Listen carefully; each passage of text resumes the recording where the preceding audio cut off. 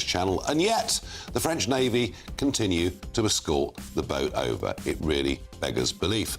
Rishi Sunak in Poland today tells us that defence spending will increase to 2.5% of GDP, all of which rather proves my point of last night, that an early general election is now favourite.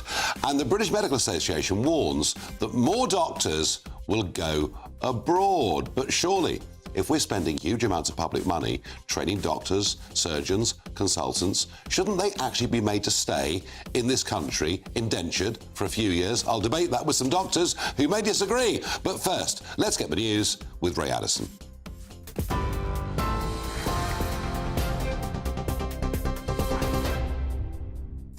Thanks, Nigel. Good evening. Our top stories tonight. The Prime Minister has announced plans to increase defence spending to 2.5% of GDP by 2030.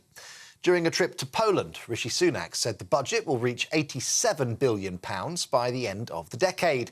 Addressing troops in a military hangar, he also said the UK defence industry will be put on a war footing. Mr Sunak described the plans as the biggest strengthening of our national defence in a generation. As Churchill said in 1934, to urge the preparation of defence is not to insert the imminence of war. On the contrary, if war was imminent, preparations for defence would be too late. I believe we must do more to defend our country, our interests and our values. So today I'm announcing the biggest strengthening of our national defence for a generation. We will increase defence spending to a new baseline of 2.5% of GDP by 2030. Well, that announcement comes as Rishi Sunak warned that President Putin will not stop at the Polish border if his assault on Ukraine is allowed to continue. Earlier, Britain pledged its largest ever package of aid for Kyiv, worth £500 million. During the Warsaw trip, the PM is holding talks with the leaders of Poland, Germany and NATO, warning that the defence of Ukraine is essential to our joint security. Ukraine's President Zelensky has welcomed the package, which includes long-range missiles, armoured vehicles and boats. Well, on the day that 5 Channel migrants died off the French coast, including a 4-year-old child, GB News can reveal that more than 250 others have crossed to the UK. A small boat got into difficulties off Wimereux Beach near Boulogne before 2 a.m. A number of other migrants were rescued, with at least one now critically ill in hospital. 5 other small boats have now been received by Border Force and Dover Lifeboat, with migrants transported to the processing centre in Dover Harbour.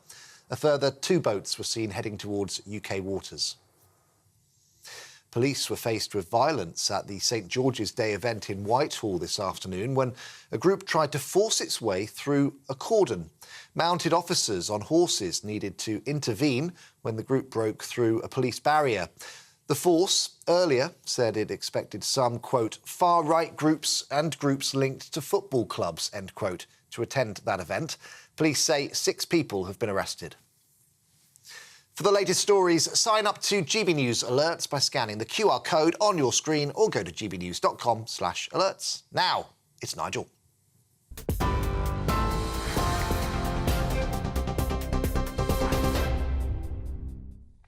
Well, it all concluded at about midnight last night. The Rwanda bill finally has gone through. The game of ping-pong is over. It'll head on for royal assent. It will become law fairly shortly. But literally within hours of that passing, there was a very dramatic, tragic incident that took place just off Wimereux Beach next to Boulogne. And Mark White, GB News' home and security editor, has the full story of the day. Nigel, good evening. This incident unfolded about 5 a.m. local time when a boat, very overcrowded, was pushed off from the beach. Now, 5 people drowned in that incident. We're told 3 men, a woman and a young girl. We are also told that French investigators now investigating the possibility that a group of migrants from Africa who ran towards that boat, who tried to clamber aboard and force their way onto that boat, may have contributed to this boat being vastly overcrowded. We heard figures of about 112 people on this boat. I've never known, even though the boats have got bigger over the years, Nigel, I've never known them to have 112 people on a single boat. It was clearly in a very precarious position. It had gone off. Apparently, it had grounded on a sandbank for a while, then moved off. Some of the migrants fell off into the water, but the boat continued on its way. Remarkably, the French authorities went up, offered, of course, to rescue those who were still on the boat. Half of them refused. About 50 odd did get onto the French boat and were returned to France, but 55 continued on that journey. We got exclusive footage from the middle of the channel showing that boat as it continued on its journey towards UK waters, eventually reaching UK waters where, of course, as is routine now, it was picked up. This time it was by the Dover lifeboat, and those 55 people were taken to Dover Harbour. We also filmed, Nigel, as the police from Kent Constabulary were on the harbour quayside there, waiting for those migrants to get off that boat, and they were very methodically photographing and searching and questioning those coming off that boat, because, as I say, one of the key lines of this investigation now is that a group of African migrants, we believe, ran towards this boat as it was trying to get into the water and forced their way on board. It's a tactic that's become increasingly common.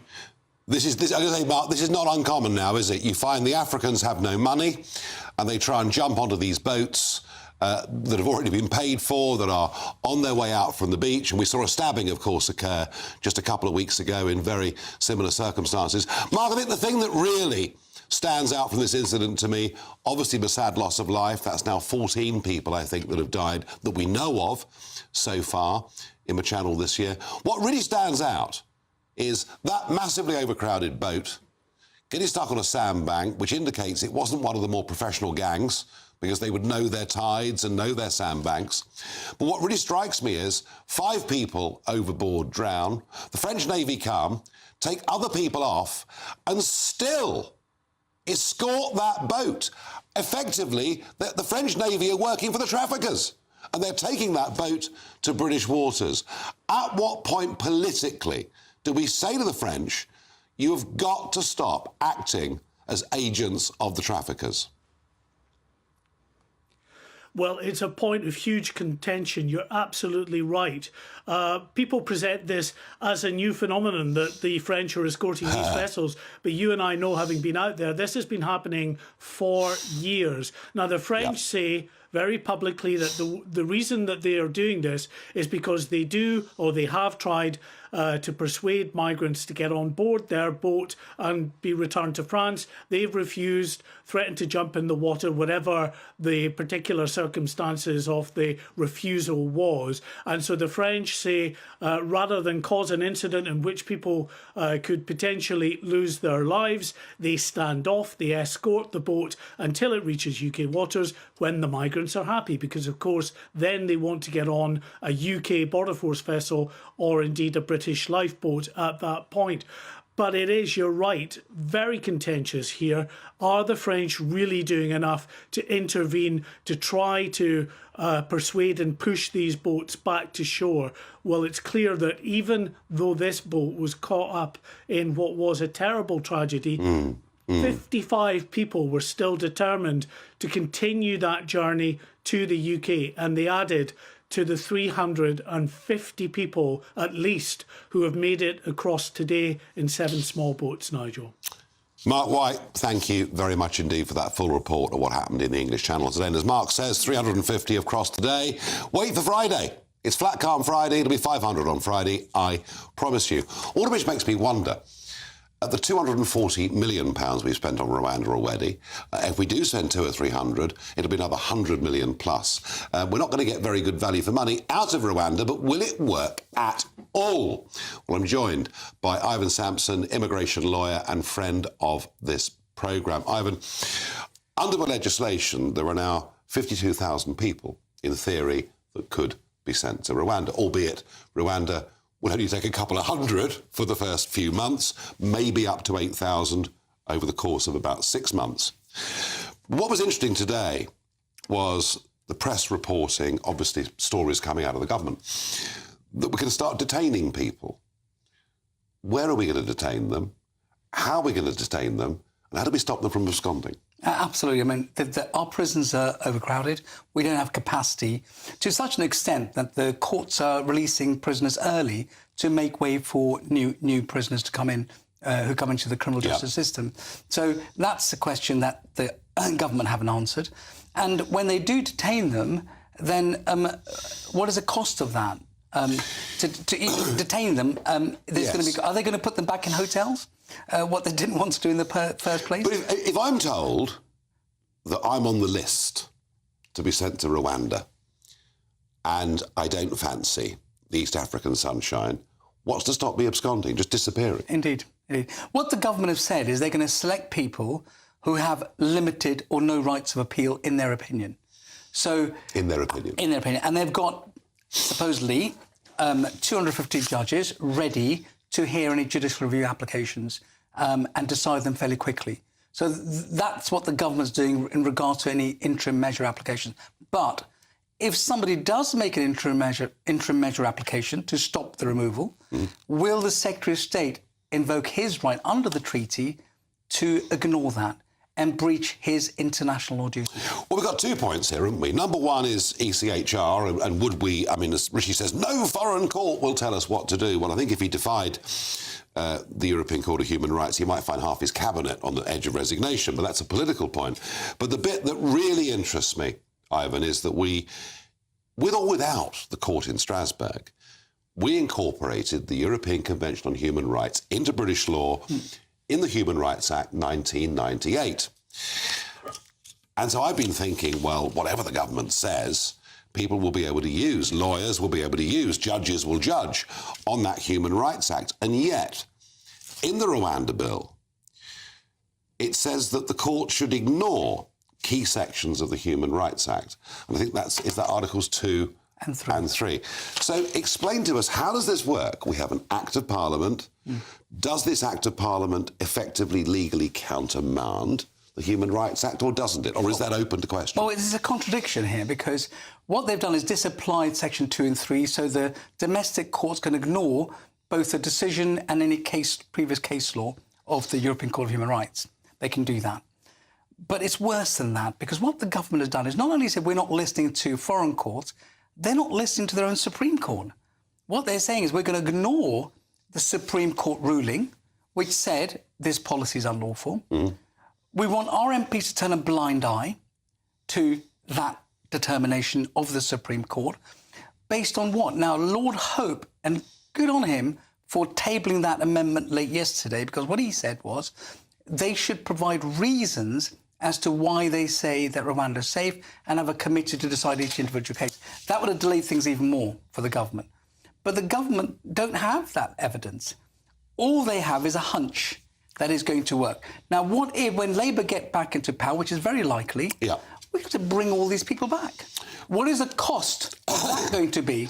Well, the cost of all of it's enormous. But I want to get back to this point. You know, somebody's about to be deported, maybe with very good reason. But a lawyer takes a case to a judge, it then may go to the Supreme Court. Does the Supreme Court rule in favour of the Rwanda Act or the Human Rights Act, or is this something that we can't determine sitting here right now? It's a lacuna. Human rights is what's called a universality law. That means no government can ignore the rights of individuals to inhumane and degrading treatment. The government have told the Supreme Court they could ignore that, even though they themselves decided that they would be subjected. But the Supreme Court may not take that. Well, this is going to be interesting how the Supreme Court judges take that, will decide this, because what the Supreme Court do has to apply the will of Parliament. That is correct. However, there's a lacuna, because they themselves said it's not safe, their own judgment.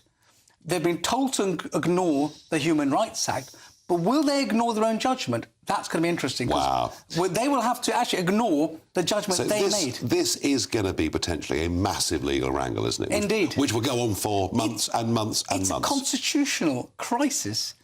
That's what it is. And the government's placed us in this position instead of doing what they should be doing, removing people that are not genuine, deciding applications quickly and fairly, and limiting the number of applications we take every year. And instead of doing that, and also dealing with the French. I heard your comment. Yeah. Absolutely right. It's appalling. It is absolutely appalling that the French are actually signposting people to the UK. Oh, 5 dead, that's OK, we'll take the rest of you over. I can't believe that the French Navy did that And today. we're paying them to do that. A lot of money. This is going to be extraordinary. It all actually leads in to the point, folks, I made last night, that I think the idea that in 10 to 12 weeks' time these planes will be taken off with regularity to Rwanda is for the birds. There are going to be massive, complex and complicated legal and, as Ivan quite rightly points out, constitutional questions that get raised here. And that's why I now think, I'm not 100% certain, but I'm 2/3 certain that he's going to have to call a general election before this gets to the courts. That is my view. I could be right, I could be wrong, but I feel it more strongly than I felt before. In a moment, we'll talk to Alexander Downer now. He was part of the Australian government that did not just stop the boats, they towed them back to Indonesia. I'm going to ask him how effective he thinks the Rwanda legislation is going to be, and bear in mind, he has been a government advisor on this policy.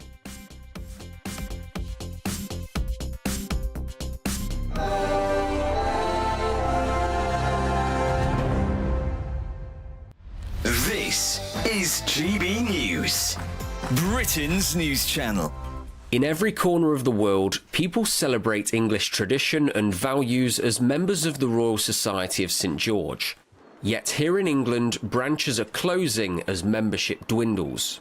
I feel that in this country, St George is all but dead and buried. Until recently, Stephen Warden from Wigston was president of the Leicestershire branch. Despite spending £1,500 of his own money advertising, he couldn't find enough members to keep it running. I did everything humanly possible to get new members into the branch from the local environment, but they were just not interested in joining. He thinks changing demographics and declining interest in the society's values contributed to disappearing membership. But he also blames political leadership at national and local levels. Stephen claims his proposal for a St George's Day parade was repeatedly rejected by Leicester City Council over 10 years. A celebration is planned for St George's Day, but like most cities and towns, no parade will pass through the streets. A Leicester City Council spokesperson said, "Leicester's annual celebrations of St George's Day have been organised and funded by the City Council for many decades, and they remain an important part of the city's festival calendar." Some in Leicester say they would like to see more done to celebrate England's patron saint. I think it's a sign of patriotism. I think it helps the country. We celebrate a lot of religious festivals here. People forget, I think, what is important to England. Maybe it's been sort of jumped onto with the wrong crowd, but I think nowadays it's just completely different. Back in Wigston, St George's Cross flies above Stephen's home. It makes me feel good because I know at least I've not forgotten St George if everybody else has. Every Sunday from 11, join Michael Portillo. There will be topical discussion, looking at the week before and the week to come. So kick back and relax at 11 a.m. on Sundays on GB News with me, Michael Portillo. GB News, the People's Channel, Britain's news channel. In the GB Newsroom, we bring you the news as it happens. With our team of dedicated journalists across the UK, GB News brings you accurate reporting of the day's topical agenda. When the news breaks, wherever and whenever it's happening, we'll be there. This is GB News, the People's Channel, Britain's news channel.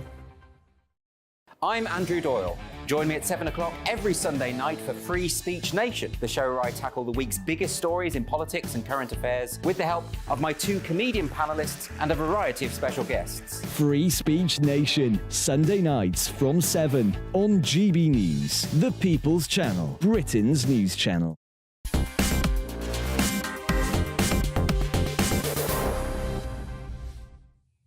Stop the boats. That is Rishi Sunak's big policy, indeed, as it was Boris Johnson's before. They've managed to pass their Rwanda legislation. If it all was to go to plan, Rwanda would, during the month of July into August, take 200 to 300 people. But then, if they're coming across the channel in 300, 400, 500s every day, I wonder how much of a disincentive that would be. I talked a moment ago with Ivan Sampson about the complexities legally and constitutionally of all of this. But of course, there is one country that faced a very similar problem and dealt with it highly effectively. And Alexander Downer, who's acted as an advisor to the UK government on this problem, and you've held very high office in Australia. You were there, you saw Tony Abbott, you know, the Prime Minister at the time, and you tried all sorts of tactics, but in the end, you did genuinely stop the boats, didn't you? Well, the way we stopped the boats was, first of all, by setting up offshore processing in Nauru, which, if you like, is the equivalent of the Rwanda solution. So nobody who arrived on a dangerous journey by boat, having paid a people smuggler, would ever be able to settle in Australia. And that was made clear. And that was made absolutely clear. We also had a policy of turn back the boats, although we hardly ever turned any of the boats back because you can only do so if it's safe, and it typically isn't safe. So it was really the offshore processing and stopping them coming to Australia that meant that the people smugglers couldn't get anybody to pay them. Yeah, if you kill the business model... That's right. You kill the whole thing. That's the expression that I often use. Destroy the business model and then you will solve the problem. And so Rwanda should do that, but it has to be implemented. I mean, it's taken them a very long time to overcome all the legal hurdles. 2 years. 2 years. That's not a help. But secondly, they have to make sure they have overcome all of the legal hurdles. We work very hard on that in Australia. You didn't have the problem that we have with this European Court of Human Rights based in Strasbourg, with the European Convention being written into UK law by our friend Mr Blair, and by judges and maybe the Supreme Court sometime this summer facing a battle between precedent, the legislation that's been passed. You didn't have those problems. You were much more sovereign, in a sense, perhaps, than we are. But here's the thing, and I know you've been trying to help the government deal with this and do this with the best will in the world. If all Rwanda will take are 200 or 300 in the first 2 months, and we're dealing here with mid-July, which is 10 to 12 weeks from now, which tends to be the warmest, most settled weather in the English Channel. You know, if they're able to come at 400 and 500 a day, the thought of the odd one here or there being deported, it's not going to work on its own, is it? It won't work if you're only going to take 1 or 2 a day, of course. The potential migrants have to know that if they pay 3,000, whatever it is, euros... Or 5 even, yeah. 5, to a people smuggler, they will not arrive in the UK. They'll blow their money. But this is my point, Alexander. My point is that if Rwanda was saying, you know, we'll take whatever you've got, we'll take the whole of July. Well, I think they... my experience of dealing with Rwanda is that it's not true they've said there's any upper limit. They will take whatever the... Well, they've said 200 to 300 to begin with. Well, not when I was there. Well, OK. Not when I was there. Well, OK. I have to say, but it doesn't matter, because the point here is the government needs to define a point beyond which anyone who tries to cross the channel in this way will end up in Rwanda. They need to define that temporal point. So if Rwanda... so I go back to the point. And so they won't get a lot of people. If Rwanda can't take the volume, it isn't going to work, is it? No, right, but I make the point that you won't get the volume if the potential migrants know that they're going to end up in Rwanda. That'll depend a bit on percentages, won't it? I mean, you know, if you come to Britain illegally now, you've got a 1 to 1.5% chance of being deported. Yeah. That's a very low risk. Yeah. You know, if Rwanda is 5-10% of the volume that come this summer in the short term, it's not going to work, is it? No, if your point is right, if it's not a comprehensive solution, then the potential migrants are going to think it's worth giving it a run. So it depends how comprehensive it is. I mean, I've always said to the British government, you don't want carve-outs. You don't want to say, well, you'll have carve-outs for women and children or particular types of asylum seekers. You can't do that. You have to have a comprehensive approach. Everybody who tries to cross the channel beyond a certain date will have their application processed in Rwanda. Women, young, old. Yeah, everyone. I mean, they're only being transferred to Rwanda. It's a bit of a flight. It's a flight that I've made. It's a lovely country. They'll be transferred there and they'll be processed in the normal way. Is it safe? You've been there? It's perfectly safe, yes. I mean, it's a beautiful country. I've often said to people I must be about the only person in the UK who's been to Nauru and Rwanda. You're probably quite a unique position. Pretty much the only one. And if I had to choose between Nauru, where Australians do the offshore processing, and Rwanda, I would choose Rwanda. It's a beautiful country. Nauru is a small island in the middle of the Pacific. Interesting. But I might have another choice if I was one of these asylum seekers, because I keep reminding people they're coming from France. So they have a choice between France or Rwanda. I mean, if I had a choice between living in France or living in Rwanda, I don't know which way I'd go. What's the appeal of the UK, do you think? You know, I mean, I know you're a close friend of this country, but you can be slightly more dispassionate, perhaps, than we can be. What is it about the UK? Why do they want to be They might here? have relatives here. They might think it's easier to get a job here. It's a less regulated labour market. And that it's a country that speaks English, and so English is the sort of lingua franca of the world. And we're a soft touch. Right. I mean, exactly. I mean, if you look at the percentage of refugee applications in the UK that are accepted, it's something, I mean, it's gone out of my head, but it's something like 75%. It's ridiculous. And in the EU, it's much lower. It's 40 to 50%. Cynically, I think, Alexander, the reason that so many people get granted asylum is the way of clearing the backlog, is my own view on it.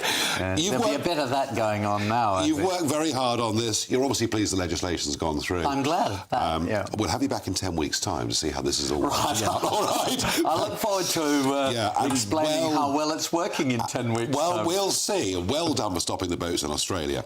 So the Prime Minister goes to Poland today, promises more money to support Ukraine, but significantly, and bear in mind that during the budget, there was almost no mention of defence whatsoever, no increase in defence spending, despite the services crying out for more. And yet today he goes to Poland and suddenly says, we're going to increase defence spending to 2.5% from 2%. Tell you what, folks, it all adds to my view an election is coming very, very soon. All of that in just a moment.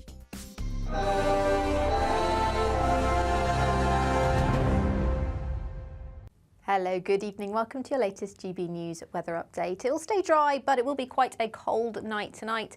And throughout tomorrow, the best of the sunshine will be across north and western areas once again. That's because high pressure is dominating over here. Meanwhile, to the east of the UK, we've got low pressure and this weather front. That's brought cloudier skies throughout this afternoon to the southeast. That should clear away overnight, though, and we'll be left with this northerly wind. That will bring a cold feel to coastal areas through Wednesday, but also a few showers overnight tonight. Should be fairly light and mainly just restrict coastal areas. Further north and west, though, clear and dry and quite cold by tomorrow. We could be down as low as -3 or 4 for some Scottish glens, but the frost should be fairly patchy and should melt away fairly quickly as well. Then we'll be left with a dry and bright day for many western areas of the UK. In the east, though, with this northerly wind, that's always going to drag in a bit more in the way of cloud, and that risk of showers will continue into Wednesday afternoon. We'll feel a little bit brighter, though, than today, as the cloud will be a bit higher, and in the best of the sunshine, could see highs of 15 or 16 degrees.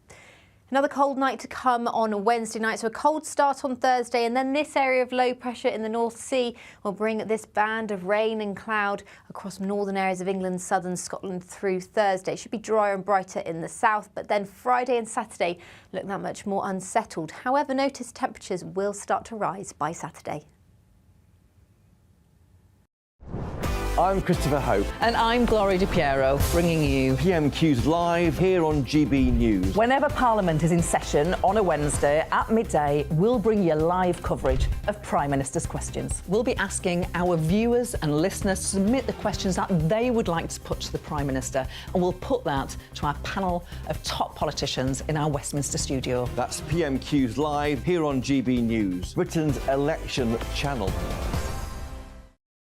If you want your news to be straight talking, this is a nightmare for the Conservatives again. Down to earth. It's not just Nottingham where this is happening, is it? And most importantly, honest. Hard-working, middle-class taxpayers, they'll get their book thrown at them. Then catch me, Martin Daubney, Monday to Friday, 3 till 6 p.m. on GB News, Britain's news channel. GB News is the home of free speech. We were created to champion it, and we deliver it day in, day out. Free speech allows us all to explore and debate openly the issues most important to us, our families, and of course, the British people. Having challenging conversations to enlighten each other. Which is why we hear all sides of the argument. We are the People's Channel. We will always stand by the freedom to express yourself. On TV, radio, and online. This is GB News, Britain's news channel. I'm Tom Harwood. This is GB News, Britain's news channel.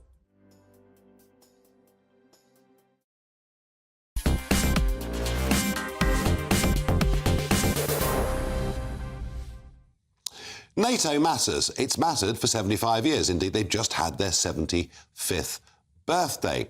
And the rules of the club in the modern day are that everybody that's a member, and the 31 countries now that are members, everyone must spend at least 2% of their gross domestic product on defence.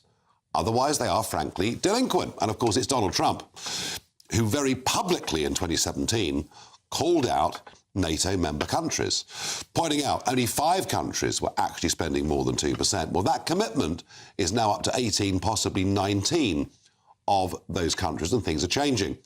We were below the 2%. We're now at or around the 2%, although I do think we've taken into that quite a lot of our ceremonial expenditure as well. But given the state of our armed forces, given that the Army is small, the Navy, the Royal Air Force are small, the number of fighter jets we have is frankly pitiful, and we've seen over 14 years of a Conservative government a very, very significant shrinkage in our defence capability. Given that, in a world where we have a war just a 3-hour flight away, we have another war maybe 4 hours away in Gaza, and the ever-present threat of what China may or may not do when it comes to Taiwan, the calls for us to up defence spending have been incredibly loud.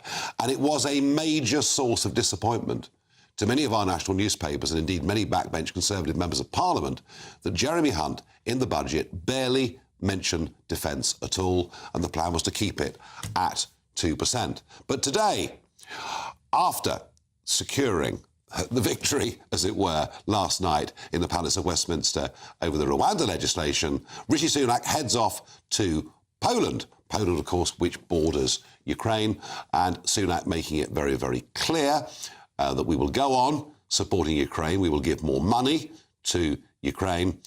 But significantly, in this speech, suddenly, out of the blue, he announces that we will increase defence spending to 2.5% of GDP by 2030, which would take defence spending up to £87 billion a year. Now, interestingly, this is pretty much the Labour position looking ahead as well. And it's been very interesting that recent polling said the public supported Labour more on defence than the Conservatives, which historically, traditionally, seems pretty remarkable.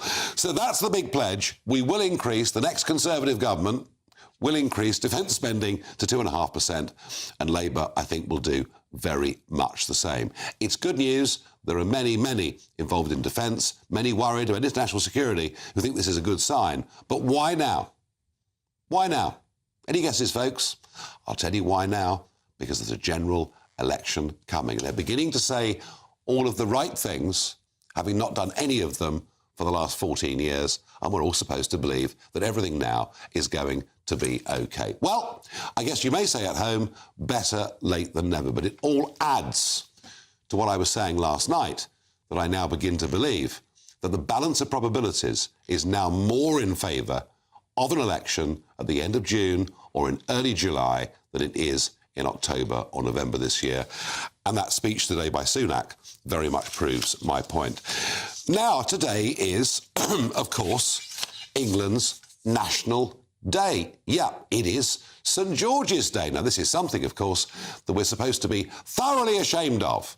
You know, if you're a Welsh nationalist, a Scottish nationalist, an Irish nationalist, that's absolutely wonderful and to be encouraged. But any sense of English patriotism has been thought to be bad. Well, plenty of people up and down the country have been celebrating. There was a big march, St George's Day march, that took place in Dartford this afternoon, and GB News were there and covered it. There was a bit of yobbery, I suspect after a few drinks, that took place in Whitehall this afternoon. But I wonder what our kids are being told. Well, this is extraordinary. This email was sent in to me, and it comes from a school in London. We can't name the school, though I'd very much like to. Dear parents, hello. This is a reminder that tomorrow, the 23rd of April, i.e. today, is our Spanish Language Day. All children are invited to come to school wearing the colours of the Spanish flag, red and yellow.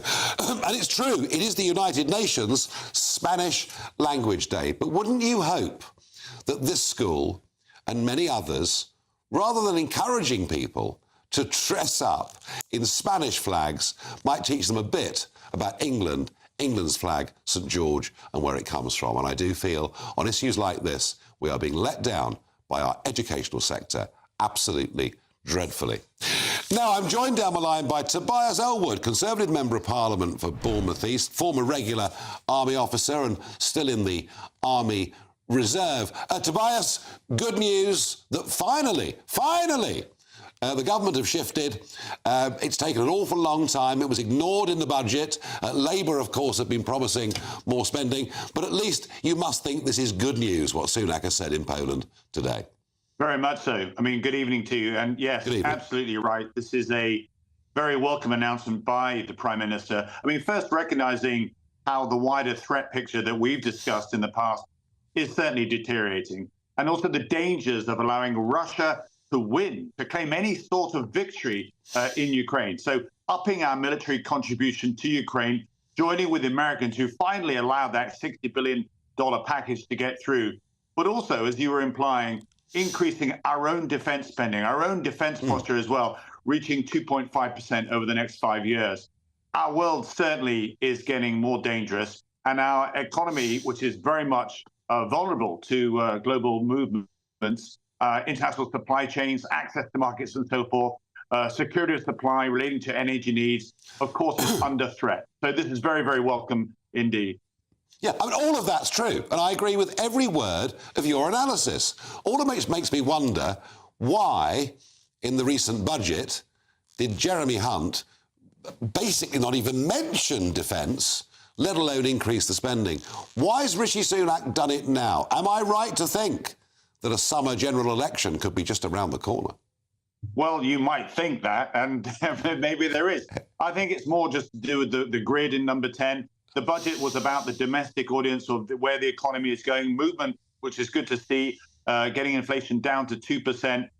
Clearly, the Prime Minister visiting Germany, visiting Poland, going to the eastern flank of NATO. That's the appropriate time to recognise that we're now going to invest further in our defence. We need to see that bigger picture. This post-Cold War stability that we've enjoyed probably over the last 3 decades is very much over. I believe all NATO countries will now need to match our commitment and move to 2.5% indeed. Wow. There's an array of areas that we need to spend more, not just on land, air and sea, but the whole character of conduct of war is changing, as we've seen in Ukraine. So before we throw any money at the MOD, they don't necessarily spend it wisely. We just need to confirm how that threat picture is changing and then where we need to invest. Yeah. What I'm really pleased to hear, I never thought I'd hear this language, is the fact that our defense industry is going to move to a war footing. That's going to match what Russia is doing. They've moved there some time ago. That's the bigger picture. That's the bigger threat picture that we now face. We can keep our peace only if we prepare for war. Tobias, if we keep sending our artillery shells to Ukraine, we need to up our production, otherwise there won't be an awful lot left for us. Just a final thought on this, and you touched on this. One of the criticisms of the Ministry of Defence has been that even when it gets the money, the projects that it spends the money on are over budget, out of time. Do we need to rethink defence procurement? It's being rethought for the very reasons that you set up, because money has been wasted, partly because there's been a change in procurement minister, partly because the specifications change as you're building it. And of course, that costs more money. You touched on something very, very important, though, and that's the stockpiles. The war in Europe at the moment is in Ukraine. It's absolutely right that that's where our efforts go. That's where our stockpiles have gone, but they, of course, need replenishing. And on those 155 shells, Russia is outgunning Ukraine 5 to 1. 5 to 1. And at the moment, if you take a howitzer from Lithuania and try and fire 155 munitions from Germany, it won't work. So there needs to be commonality, greater commonality of defence equipment across NATO. That's another area that we need to focus on. Tobias, it's a subject we'll be returning to again and again and again. And as ever, thank you for joining me. Thank you. In a moment, I've touched on this before, we're going to discuss just how much of your money it takes to train doctors, let alone those that go on to become consultant surgeons, and the fact that so many of them are leaving and going abroad. I don't think this is fair on the British taxpayer. I think we need to do something about it.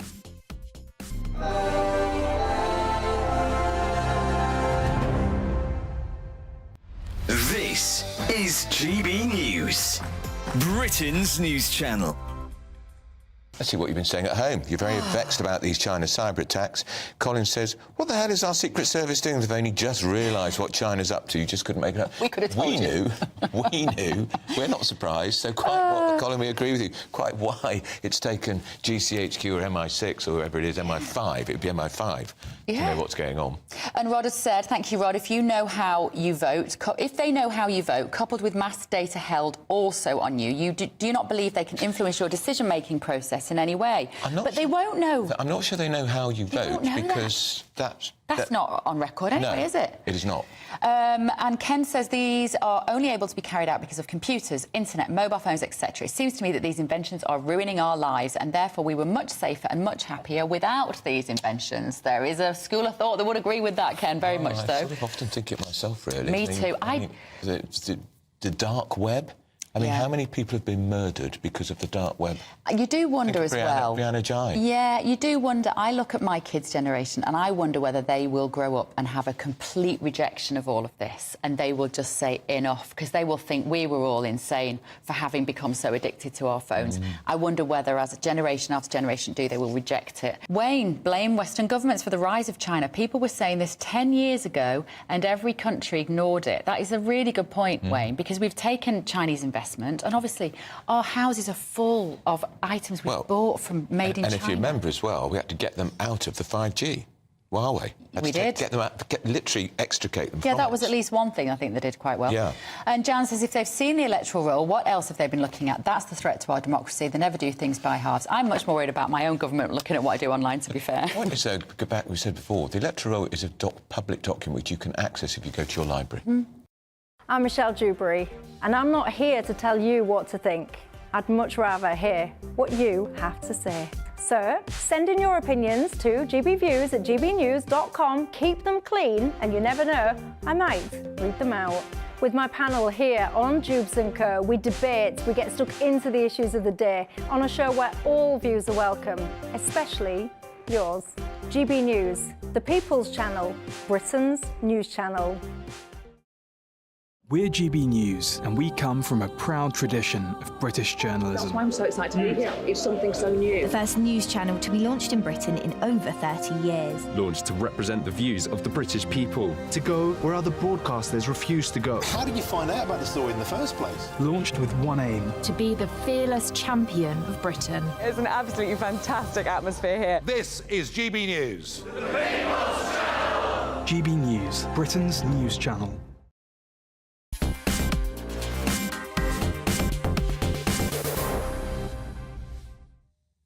So there I was, November last year, early in the morning, walking along this stunning beach, Gold Coast, Queensland. It was the day before I was due to go into the jungle, and I'm wandering along the beach thinking maybe I need to have my bumps felt for going on to this programme. And there was a chap there fishing, and I had a hat on and wraparound glasses and thought nobody would recognise me, and he called my name, and I went to have a chat with him, and he was from Cheshire. He was there with his dad. And I said, what are you up to? Oh, he said, I've just become an orthopaedic surgeon, and we've moved to Brisbane. And his dad said, yeah, cost us a blooming fortune to train him, and the first thing he does is disappear. Well, good luck to the youngster. I love Queensland. I could move to Brisbane tomorrow. But it struck me that we are spending a heck of a lot of money training doctors. Now, for example, you know, when you get to a level of a consultant, the estimate is that over £400,000 of taxpayers' money has been spent getting that man or woman to consultant level. And I think we should return to an idea that was rather well known in Dickens's day. It was called indenture. What it meant, it was a contract. We will train you, we will invest our time in you, we will invest our money in you, but you've got to give us back a number of years' service before you consider going to Australia or elsewhere. And I know some people are going to think I'm being terribly old-fashioned, but I do think that it's wrong that we train doctors that head off around the world. We then import doctors from poor African countries that probably need those doctors more than we do. As you can see, I feel quite strongly about this. Now I'm joined by Dr. Tolyu, an NHS doctor who joins me down the line, who I understand has just flown into Manchester from Australia. Are you about to desert Well, I mean, it's very tempting. Well, I tell you what, it is very tempting because just looking at the numbers, you know, a GP in the UK's average hourly wage is about £33, but in Australia it's about £64 and property's half the price. So it's double the money, the weather's better, houses are cheap. I mean, I get it. Is that what's tempting you? I mean, I wouldn't say it's more about the money. I mean, I'd say it's more about, you know, kind of how the healthcare system, you know, treats its, you know, healthcare workers. I think, obviously, you know, we're currently in the middle of a strike at the moment. That's just, you know, a perfect example of, you know, what the NHS is like at the moment. You know, it's overstretched. You know, kind of, you know, doctors don't feel like they're valued. Doctors are, you know, underpaid, you know, overworked. You know, kind of all of these things put together does make that, you know, very nice weather look a lot more appealing.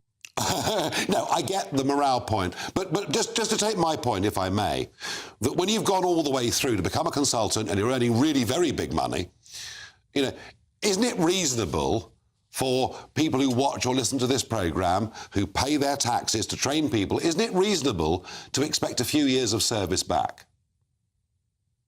I mean, it takes quite a few years to get there, you know, in the first place. Yeah. I mean, as you can imagine, obviously there are, you know, medical school fees, and then you've got your insurance, I mean, there are, you know, going through med school isn't exactly a walk in the park, as you can imagine. And I do understand where you're coming from in terms of, you know, having, you know, a level of service after you have graduated. I mean, that technically does exist. Now, you've got your foundation year 1, your foundation year 2, which most people do stay for. And then obviously most people at that point do stay in the UK. Because at that point, you know, you've but there's no compulsion, is there? Well, no compulsion. But I feel like a lot of people who do go into, you know, medicine do really care about the NHS. You know, you spend all those years training in the NHS, and you feel, you know, a sense of you have to give back, a sense of, you know, I've been in the NHS for about 3-4 years now, you know, and it's only at that point I even started thinking about Australia, you know.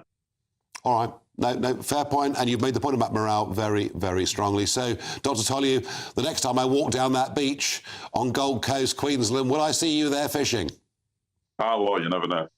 I'm going to take that as a yes. I'm going to take that as a yes. Thank you very much indeed. Now, Dr. Emeka, NHS A&E doctor and author of Your Health in Your Hands, joins me. You heard that debate. You heard that conversation. I mean, is morale that bad?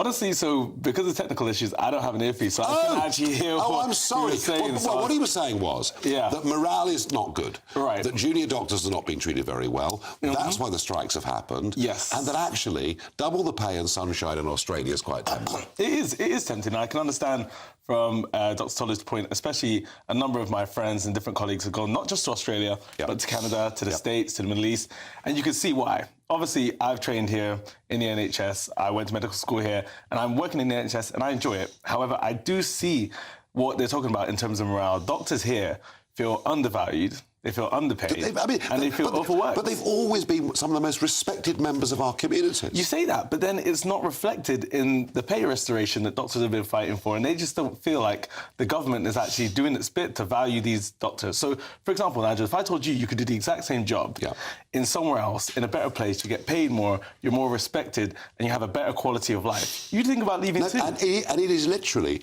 for doctors and nurses, Australia and New Zealand double the money. Yeah, as I know they spoke to an emergency medical consultant who'd gone out there in 2017, and he's earning 3 times what he'd be earning here in the NHS. So it does make sense from that point of view. From their point of view, I do get the.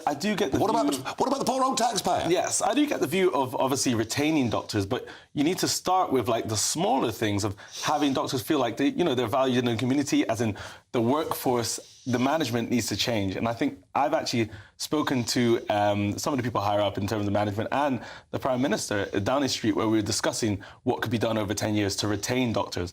So they're obviously trying to recruit more and train more, increase medical school places, which is great.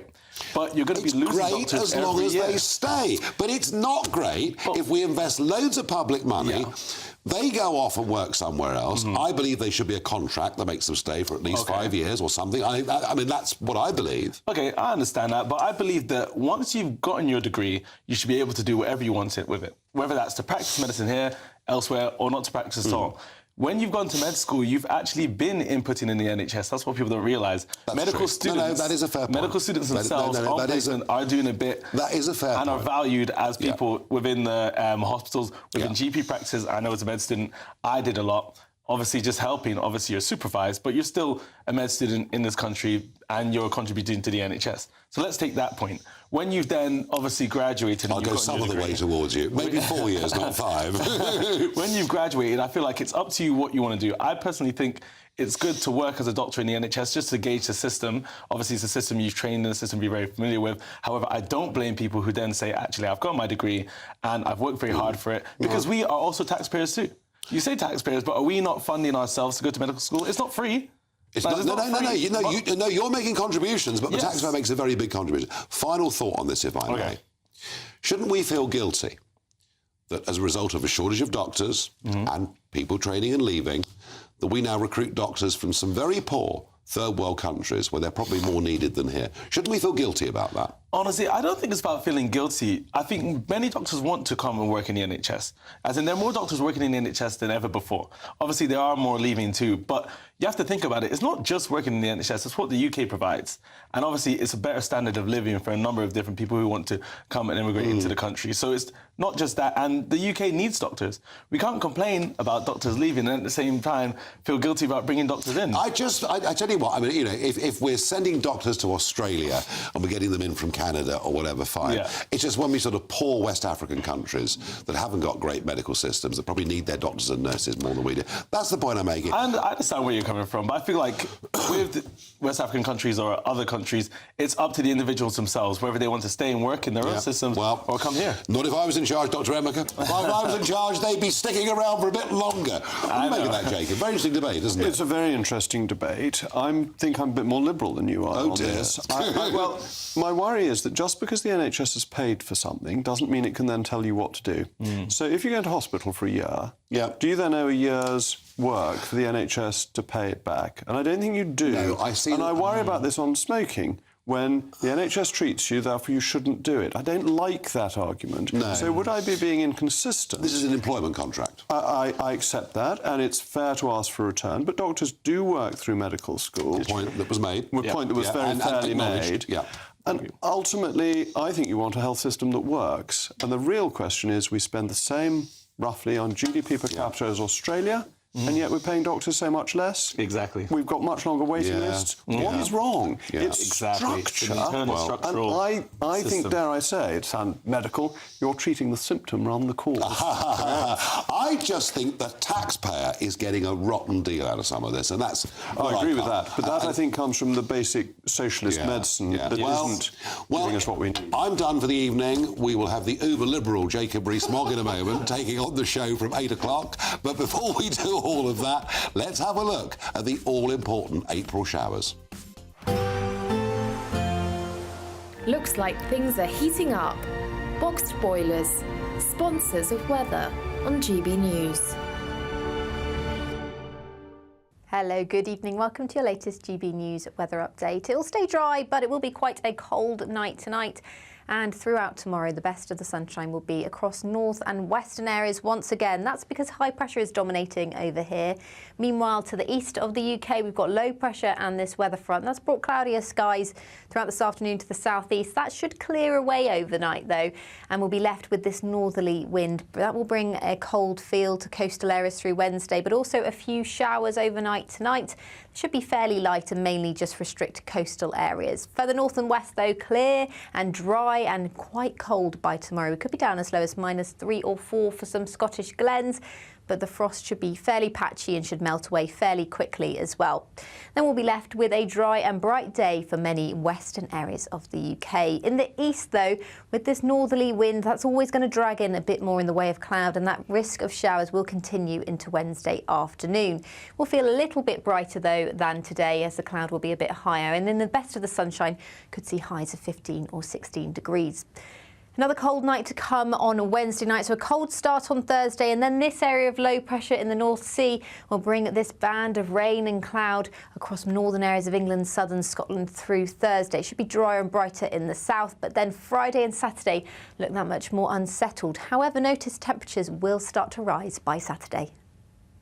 A brighter outlook with Box Solar, sponsors of weather on GB News.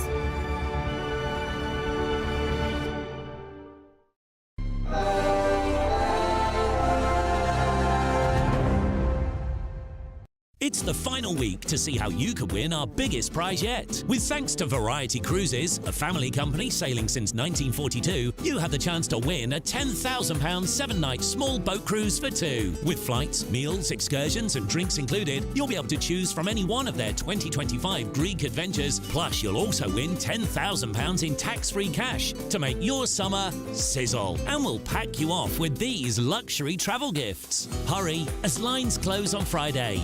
For another chance to win a prize worth over £20,000, text WIN to 63232. Text costs £2 plus one standard network rate message. Or post your name and number to GB04 PO Box 8690 Derby DE1 9TT. UK only. Entrance must be 18 or over. Lines close at 5 p.m. on Friday. Full terms and privacy notice at gbnews.com/win. Please check the closing time if listening or watching on demand. Good luck. 2024, a battleground year. The year the nation decides. As the parties gear up their campaigns for the next general election. Who will be left standing when the British people make one of the biggest decisions of their lives? Who will rise? And who will fall? Let's find out together. For every moment, the highs, the lows, the twists and turns. We'll be with you for every step of this journey. In 2024, GB News is Britain's election channel. In the GB Newsroom, we bring you the news as it happens. With our team of dedicated journalists across the UK, GB News brings you accurate reporting of the day's topical agenda. When the news breaks, wherever and whenever it's happening, we'll be there. This is GB News. The People's Channel, Britain's news channel. If you want your news to be straight talking, this is a nightmare for the Conservatives again. Down to earth. It's not just Nottingham where this is happening, is it? And most importantly, honest. Hard-working, middle-class taxpayers, they'll get their book thrown at them. Then catch me, Martin Daubney, Monday to Friday, 3 till 6 p.m. on GB News, Britain's news channel. Join me, Neil Oliver, every Sunday night at 6 p.m. on GB News. And if an hour is not nearly enough for you, go to gbnews.com for special extended episodes online every Friday at 9 p.m, where we can truly get into the nitty-gritty of what's going on.